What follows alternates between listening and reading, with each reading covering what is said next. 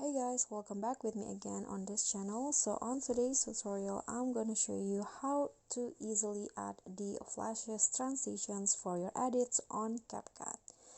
So first, you need to import the clips that you want to edit to CapCut, and to add the flashes transition, you just need to click on the box in between the clips, the transition box in here, and then swipe until you find the light effect category, and in here swipe again and select flashes transition. Click on that and adjust on how much you want the flashes to last in your transition. I'm going to go with 0.4 seconds, and after that click on apply to all.